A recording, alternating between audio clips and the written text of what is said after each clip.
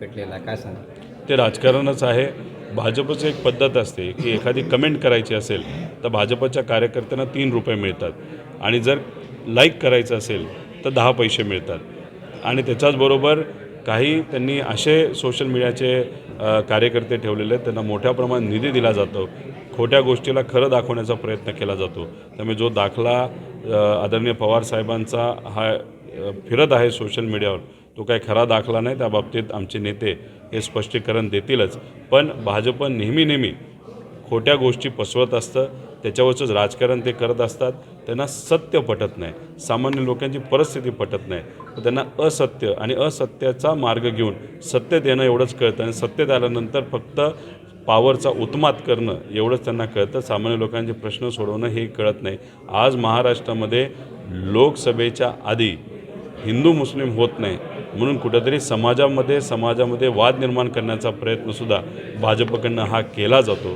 त्यामुळे सामान्य लोकांचे मेन मुद्दे, खऱ्या ज्या काही अडचणी आहेत त्या बाजूला राहतात आणि लक्ष दुसरीकडेच घेऊन नेण्याचा प्रयत्न हा भाजपकडनं केला जातो. आणि खास करून देवेंद्र फडणवीस साहेब या सगळ्या रणनीतीच्या मागे आहेत असा ठाम विश्वास सामान्य लोकांचासुद्धा झालेला आहे. म्हणजे येणार करणार का?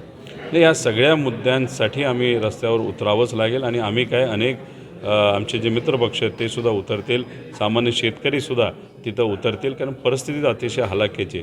जर शेतकऱ्याच्या हातामध्येच पैसा येणार नसेल तर मग कुठं ना कुठंतरी एक वेगळ्या पद्धतीचा उद्रेक हा होत असतो. त्यामुळे गेल्या 7-8 वर्षामध्ये आपण जर बघितलं तर शेतकऱ्याचं उत्पन्न तेवढं वाढलेलं नाही, खर्च नक्कीच वाढलेला आहे. DAPचं पोतं जे पूर्वी 250-300 रुपयाला मिळत होतं आज 1400 रुपयाला मिळतं. तसंच तुम्ही युरिया घ्यायला गेला तर तुम्हाला लिंकिंगमधून कितीतरी जास्त महाग इतर खतं तुम्हाला घ्यावी लागतात. पेट्रोल डिझेल वाढलेलं आहे, गॅस वाढलेला आहे. त्यामुळे शेतकऱ्याचं उत्पन्न तेवढंच राहिलं जे डबल होणार होतं आणि खर्च हा नक्कीच डबल झालेला आहे. त्यामुळे नुकसानात आहे शेतकरी. आणि हे सगळे मुद्दे आम्ही युवा संघर्ष यात्रेमध्ये घेतच आहोत. त्याच्याचबरोबर हे सर्व जे आमचे पदाधिकारी आहेत, जे लोकांच्या विचाराला निष्ठावंत आहेत, ते लोकांच्या हितासाठी मोठ्या आंदोलनं तिथं नक्कीच करतील. सर, मराठा आणि ओबीसी असे दंगल घडवण्याचा प्रयत्न होत आहे असं मला वाटतं? दोन्ही होण्याचा प्रयत्न केला जाईल. हिंदू मुस्लिमही केलं जाईल, समाजामध्ये वाद निर्माण करून दिला जाईल. आणि मग त्याच्यामध्ये नेते मोठे स्टेटमेंट करतील, मोठ्या गोष्टी करतील. पण त्याच्यामध्ये माझं एकच मत आहे, याच्यावर चर्चा करून हे मुद्दे संपू शकतात. पण भाजपला चर्चा नको आहे, भाजपला वाद पाहिजे. आणि हा वाद निर्माण केल्यानंतर मीडियापासून सामान्य लोकांचं लक्ष हे खऱ्या लोकांच्या अडचणीपासून दूर जाईल.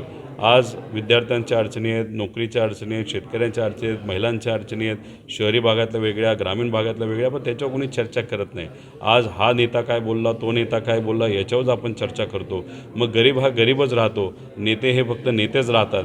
ते त्यांची राजकीय पोळी भाजून घेतात, पण गरिबाचं कधीही भलं होत नाही. म्हणून नवीन आमदार म्हणून राजकारणामध्ये एक नवीन कार्यकर्ता आला म्हणून, आणि आमच्या सगळ्यांचं मत आहे, आमच्या विचाराचं मत आहे शिवशाहू फुले आंबेडकरांच्या, की कुठल्याही परिस्थितीमध्ये सामान्य लोकांचे प्रश्न हातात घेऊन ते सोडवण्याचा विचार हा आपण केला पाहिजे. आरक्षण आणि हे मुद्दे एकत्रित बसून सोडवण्याचा प्रयत्न आपण तिथं केला पाहिजे. राजकारण हे फक्त सामान्य लोकांच्या प्रश्नावर झालं पाहिजे. अजित परत ते राष्ट्रवादीकडे परत येतील का?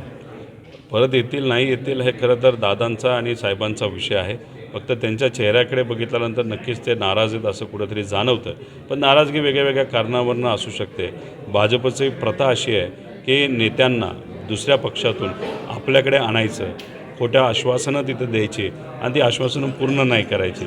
एकदा भाजपबरोबर गेल्यानंतर लोकांचा पाठिंबा निघून जातो. त्यामुळे कुठं ना कुठंतरी मी जे पूर्वीपासून म्हणत आलेलो आहे, लोकनेता हा भाजपला कधी पटत नाही, न त्यांच्या पक्षातला पटतो, न बाहेरून आलेला लोकनेता पटत नाही. त्या लोकनेत्याची ताकद हळूहळू भाजप कमीच करते. आणि तीच गोष्ट आदरणीय दादांच्या बाबतीत भाजपने केली असं आमचं सगळ्यांचं मत आहे.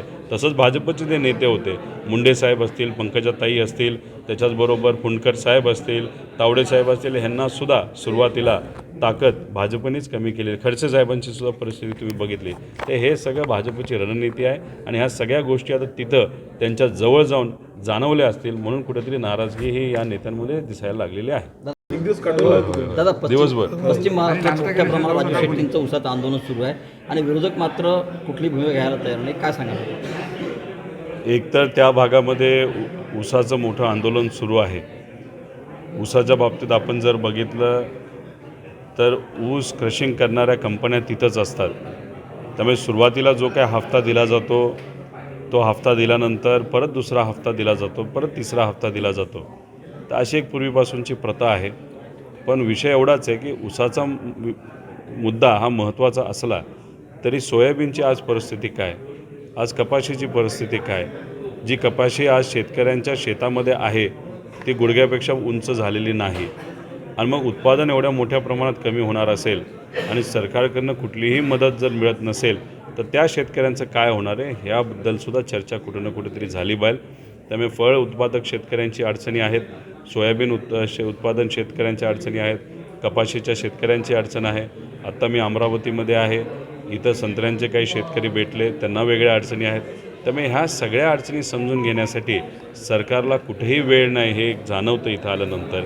त्यामुळे सरकारला जागा करण्याची खऱ्या अर्थाने वेळ आलेली आहे आणि सामान्य लोकच आता येत्या काळामध्ये दिवाळी झाल्यानंतर मोठे मोर्चे असतील, आंदोलनं असतील, नाही तर यात्रा असतील, त्या माध्यमातून या झोपलेल्या सरकारला नाही तर झोपेचं सोंग घेणाऱ्या सरकारला उठवतील एवढंच या ठिकाणी सांगतो. सोयाबीन ऊसासाठी आंदोलन करत आहे, त्याबद्दल तुम्ही काय सांगाल? आंदोलन योग्य आहे का? बघा कसं असतं की लोकांच्या मनामध्ये, शेतकऱ्यांच्या मनामध्ये ज्या गोष्टी आहेत त्या कुठंतरी एखादा नेता पुढे घेऊन जात असतो. रेट हा जास्त मिळाला पाहिजे, नक्कीच शेतकऱ्याच्या भल्यासाठी आहे, पण त्याच्यामुळे संस्था कुठली अडचणीत नाही आली पाहिजे हे सुद्धा बघितलं पाहिजे. आणि ही चर्चा होत असताना एकत्रित बसून मार्ग हा निघू शकतो, कारण शेवटी कारखाना पळून जात नाही. कारखान्याची फॅक्टरी तिथंच असते, कारखान्याची मशीन तिथं असते, मॅनेजमेंट तिथंच असते आणि मग त्याच्यामध्ये चर्चा होऊन नंतर दुसरा हप्ता, तिसरा हप्ता हे कारखाने देतच असतात जर त्यांना परवडत असतं.